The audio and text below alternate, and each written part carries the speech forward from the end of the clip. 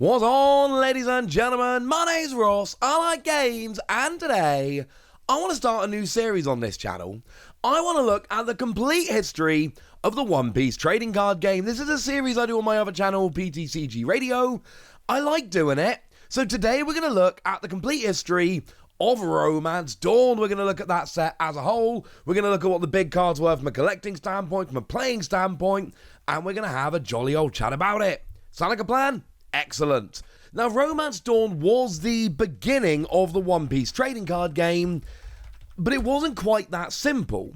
You see, Romance Dawn released initially on December the 2nd, 2022, but it also released alongside 4 starter decks, one for each of the 4 colours. Important to note that back in OP01, there was no black and there was no yellow. They weren't here yet. So you can't really look at OP01 without also looking at starter decks 1 to 4. It doesn't really work. But then you also need to recognise that there was a super pre-release, which happened shortly before that, where you could go and get starter decks 1 to 4 with alternate art leaders, with all of the cards having super pre-release stamped on them. That's the only real difference, if I'm honest with you, but honestly, that made enough of a difference to be a pretty cool thing. And that meant that initially, we had 10 leaders that were available to play with in the One Piece TCG. We had the starter deck leaders, so starter deck 1 gave us a red Luffy leader, starter deck 2 gave us a green Kid leader, starter deck 3 gave us a blue Crocodile leader, and starter deck 4 gave us a purple Kaido leader. Then we had OP01 itself, and we had a red Roanoa Zoro. Now at this stage, I'm going to introduce you to the alternate art leaders, because they change from set to set. Back in OP01, back in Romance Dawn, they were manga heads. When we say manga heads, we mean close up of the head, actual manga artwork. There is no artist credited on the card because, well, they were taken from the manga. We then had a green and red Law, a green and red Luffy, and that wasn't terribly out of the ordinary. Again, we only had 4 colours back then. We had ourselves a green Kozuki Oden. We had a blue Don Quixote Doflamingo. We had a blue and purple Kaido. Yes, Kaido along with Luffy had 2 leaders. And a blue and purple Crocodile. Why, yes, Crocodile also had 2 leaders. So we did have a little bit of overlap initially. In the One Piece TCG, we had a bunch of leaders that were, well, doubling up character-wise. We had a couple of Kaido, we had a couple of Luffy, we had a couple of Crocodile. It would not be the last time we doubled up on leaders, nor would it be the last time we had a Luffy. Oh, and I almost forgot there was a King leader as well, which was really fun. Gave all of your opponent's characters minus 1,000 power if you had 10 Don on the field, bearing in mind how much Purple loves Don minus. So yeah, there was a King as well. Don't forget about King. So what was good back then? Well, thanks to the magic that is LimitlessTCG.com, we've actually got a database with actual numbers, and back in OP01, it was very obvious Green Kid. And it wasn't even close. It's not a case of, well, Green Kid was that. No.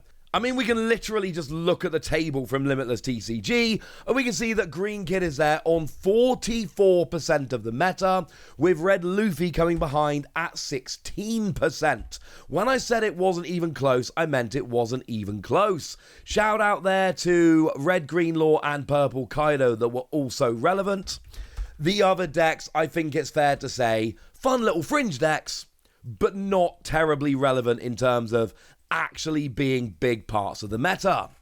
So Green Kid, it had a rather lovely leader skill, whereby you can pay 3, trash a card from your hand, and set the leader to active. Basically gives you 2 attacks per turn with your leader, which is kind of silly.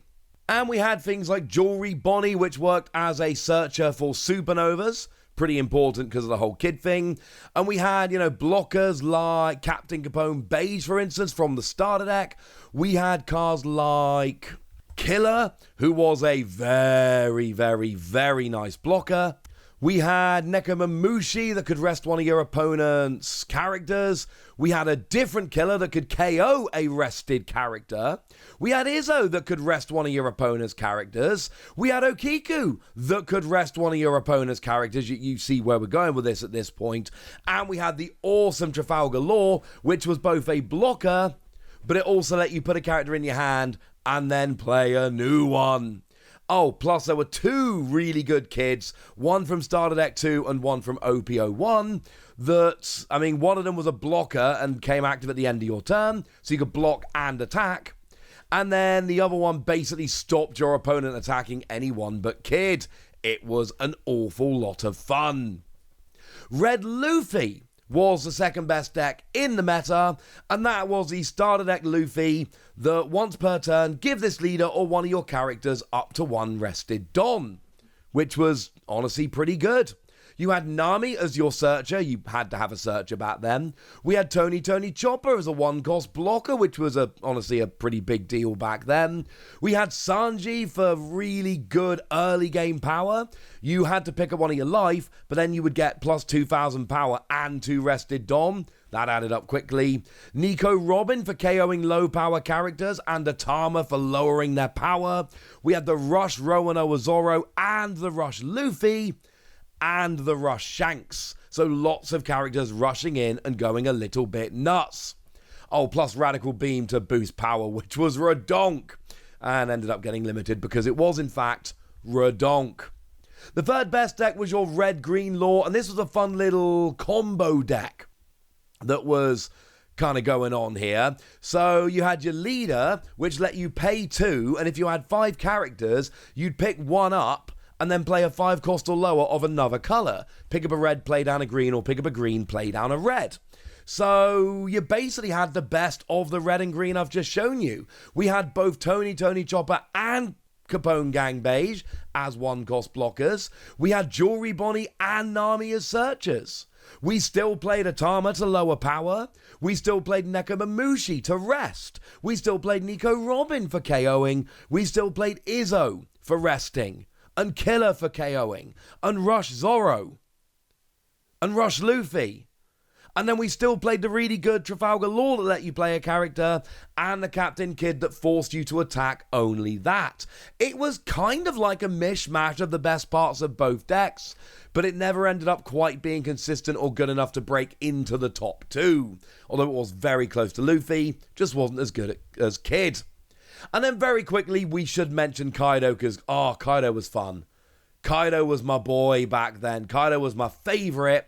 And it was a weird kind of deck in that you basically had to have Onigashima Island in your opening hand. And you had to mulligan aggressively to find it, because it was a free cost stage. But if your leader was Animal Kingdom Pirates, you got to add a Don rested, which is clearly a big thing.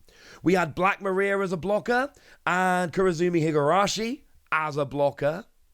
We had Jack to get yourself a little bit of extra Don. And we had Sasaki to get a little bit of extra Don. And all this extra Don was important because your leader skill was Don -7, trash one of your opponent's life cards. Hard to do more than once in a game, but trashing one of their life was huge. No trigger, no card going to hand. You're trashing it, you're not taking a life. And we had Queen, we need to give a shout out to Queen here. Blocker and Don -1 on play, draw 2, trash 1. Phenomenal card. But then we built up to the 2 big Kaido cards.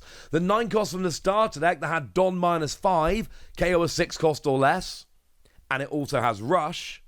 And then we had the 10 cost Don -6, KO all characters other than this character. So with all 3 of the Kaido, when you include the leader, having big Don minus skills, it was hard to get all of them all of the time, but oh my word, was it fun when it got rolling. So that's a little bit of a look at the top decks that we had in the metagame back then.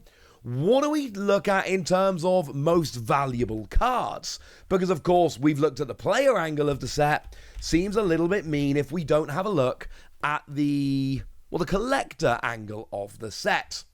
And there were some big cards. Now, obviously, there was a manga card. It was Shanks here. Shanks is a pretty big deal. And really, it was the alt art Nami that was huge. Alt Art Nami was big. The other alt art that was really big was Roanoa Zoro, because, yeah, pretty big deal. And in terms of leaders, it wasn't always particularly close.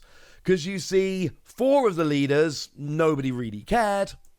But then Don Quixote do Flamingo, Trafalgar Law, Roanoa Zoro, and Monkey D. Luffy, all 4 of those leaders were absolutely worth pulling. It really was those 4 leaders, then your Nami and your Roanoa Zoro, and then obviously the manga Shanks. They are the big deal cards in the set, so to speak. So there we go. That was Romance Dawn. Came out in December, launched one of the biggest card games in the world right now, frankly. And one thing that I think is quite important to note, as it is the first episode of what I hope is going to end up being an ongoing series, we get the same as Japan. Romance Dawn in English was the same as Romance Dawn in Japanese. The starter decks in English were the same as the starter decks in Japanese. They didn't get the super pre-release starter decks, but the starter decks as a whole and the set, exactly the same in English and in Japanese. We get what they get, although Japan got it, I think it's fair to say, a little bit earlier. So there we go. That's Romance Dawn. It's what it meant for players, what it meant for collectors, and now it's over to you guys. Tell me your memories of Romance Dawn. It's already been nearly 2 years. Well, closer to 2 years than 1, put it that way. We are rapidly approaching 2 years since Romance Dawn came out, so I want to know what you thought about it and what you still think about it, and hopefully people watch this and I can come back having a look at Paramount War in the not too distant future. So go nuts, but be nice. And then make sure you like this video, subscribe to this channel, follow me on Twitter at TheWasi. That's where we talk about One Piece and a bunch of other card games. And please do consider checking out patreon.com/PTCG Radio, where you can support the channel, get some bonus podcasts, join a Discord, and all kinds of fun things. But by far the most important thing, as always, look after yourselves till next time, would ya?